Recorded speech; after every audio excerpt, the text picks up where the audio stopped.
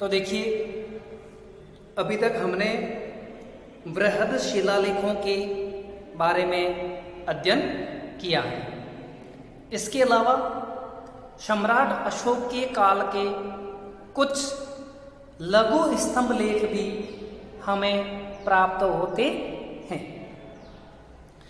लघु स्तंभ लेख, अब इसमें पहला अपन देख सकते हैं सांची का लघु स्तंभ लेख। इंपॉर्टेंट है। सांची का स्तूप। सांची के स्तूप का निर्माण अशोक मौर्य द्वारा करवाया गया था। सांची विदिशा, रायसेन, मध्य प्रदेश में स्थित है। इस लघु स्तंभ में 4 सिंह आपस में सटे हुए बैठे। कितने सिंह? 4 सिंह सांची लघु स्तंभ लेख में आपस में सटे हुए बैठे हैं और जिसके नीचे हंसों को दाना चुगते हुए दिखाया गया है। ऊपर 4 सिंह आपस में सटे हुए बैठे हैं और उसके नीचे हंस दाना चुग रहे हैं, जो महात्मा बुद्ध की जीवन से, बौद्ध धर्म से जुड़े हुए दृश्य अंकित होते हैं। इसके बाद बहुत इंपॉर्टेंट लेख है। एग्जाम में, हर छोटे बड़े एग्जाम में एक प्रश्न पूछा जाता है। उसका नाम है सारनाथ लघु स्तंभ लेख। ये आया हुआ है उत्तर प्रदेश, वाराणसी उत्तर प्रदेश में। सारनाथ एग्जाम में एक बार यही पूछ लिया था कि सारनाथ कहाँ स्थित है। तो सारनाथ कहाँ पर है? उत्तर प्रदेश। स्थान का नाम वाराणसी। तो सारनाथ का जो लघु स्तंभ लेख है, इसमें भी 4 सिंह आपस में सटे हुए बैठे हैं और उनके नीचे 4 पशुओं को दर्शाया गया। कौन कौन से? वृषभ। वृषभ का मतलब होता है बैल, घोड़ा, हाथी और सिंह। इन चारों को दर्शाया हुआ है और उनके बीच में एक चक्र है जिसमें 24 आर्या या तिलियां। सारनाथ लघु स्तंभ लेख है, बहुत इंपॉर्टेंट है। इसमें 4 सिंह आपस में सटे हुए हैं और जिसके नीचे 4 पशु, कौन कौन से? वृष यानी बैल, घोड़ा, हाथी और सिंह दर्शाए गए हैं और बीच में एक चक्र है जिसमें 24 आ रहे हैं। कितने आ रहे हैं? 24। अब हाथी, घोड़ा, सिंह और बैल, ये चारों ही महात्मा बुद्ध के जीवन से जुड़े हुए प्रतीक चिन्ह हैं और इन्हें लघु स्तंभ लेख पर दर्शाया गया है। जैसे हाथी, ऐसी बौद्ध धर्म में मान्यता है कि महात्मा बुद्ध की माता महामाया ने एक श्वेत हाथी को, महात्मा बुद्ध की माता महामाया ने एक श्वेत हाथी को स्वर्ग से उतरकर उनके गर्भ में जाते देखा था। अर्थात महात्मा बुद्ध की माता महामाया की कोख में उनका जन्म लेना, ये प्रतीक चिन्ह के रूप में जो दर्शाया है वो किसके रूप में? हाथी के रूप में। समझने एक बार, वृष या वृषभ, ये महात्मा बुद्ध के जन्म का प्रतीक है। महात्मा बुद्ध का जन्म का प्रतीक किसको माना गया? वृष, क्योंकि वृषभ और वृष राशि के लग्न में महात्मा बुद्ध का जन्म हुआ था। इसके बाद में अश्व। अश्व महात्मा बुद्ध के त्याग का प्रतीक महात्मा बुद्ध है, उनके गृह त्याग का प्रतीक किसको माना गया? अश्व। अश्व का मतलब होता है घोड़ा। महात्मा बुद्ध ने सांसारिक जीवन से मोह त्याग कर अपना घर बार छोड़कर जंगल की ओर प्रस्थान किया था, उसे अश्व के रूप में प्रतीक चिन्ह में दर्शाया गया है।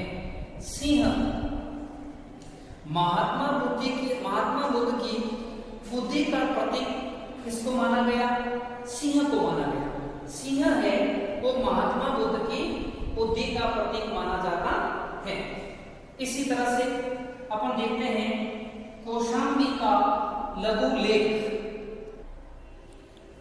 तो देखिए कौशाम्बी का लघु लेख, ठीक है, यह इलाहाबाद में स्थित है और इसे अशोक सम्राट की पत्नी कारुवाकी के द्वारा बनवाया गया था।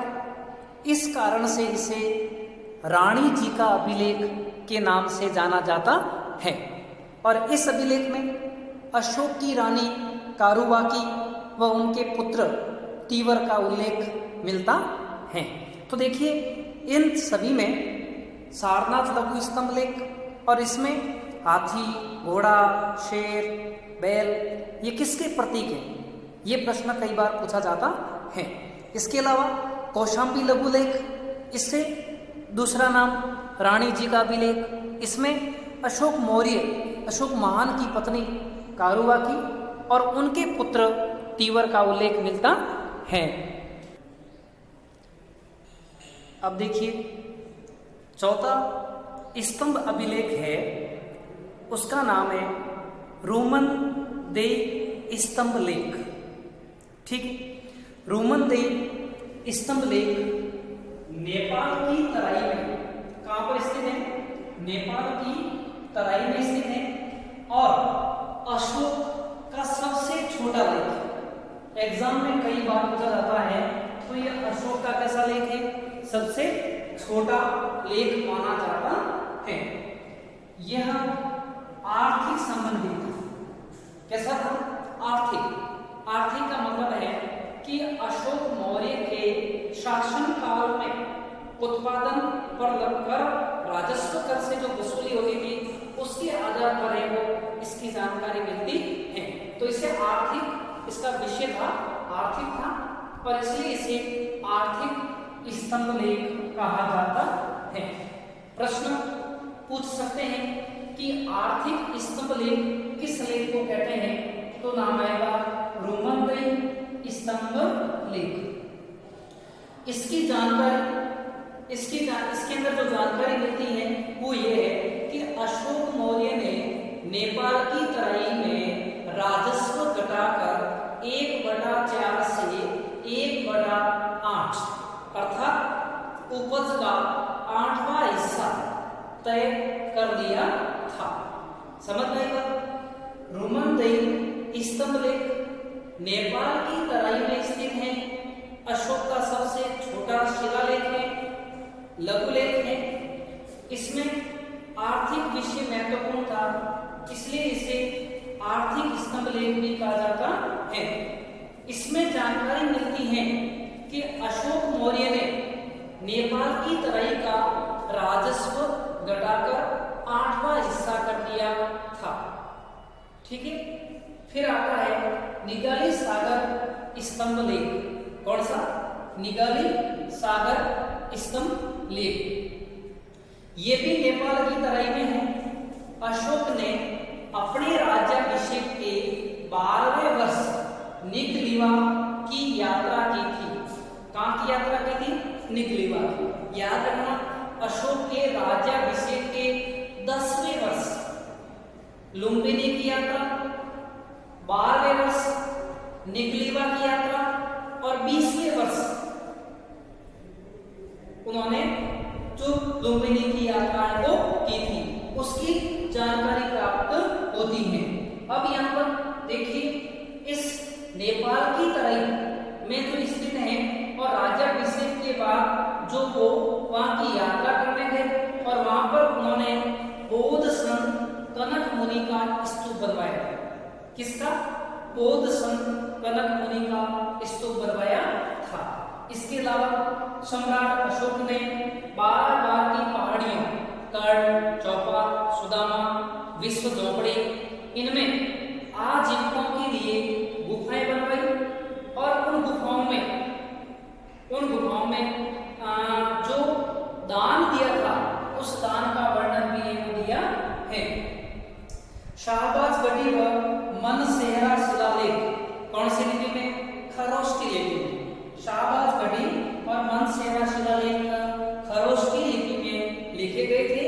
और तक्षशिला व लग्मान जो पाकिस्तान में है, इन शिलालेखों की लिपि कौन सी है? अरामेइक लिपि मानी जाती है। ठीक है, ये अशोक के लघु स्तंभ लेख के नाम से जाने जाते हैं। एग्जाम में इनमें से एक प्रश्न पूछा जाता है। Thank you. कल हम इसके बारे में आगे और पढ़ते हैं।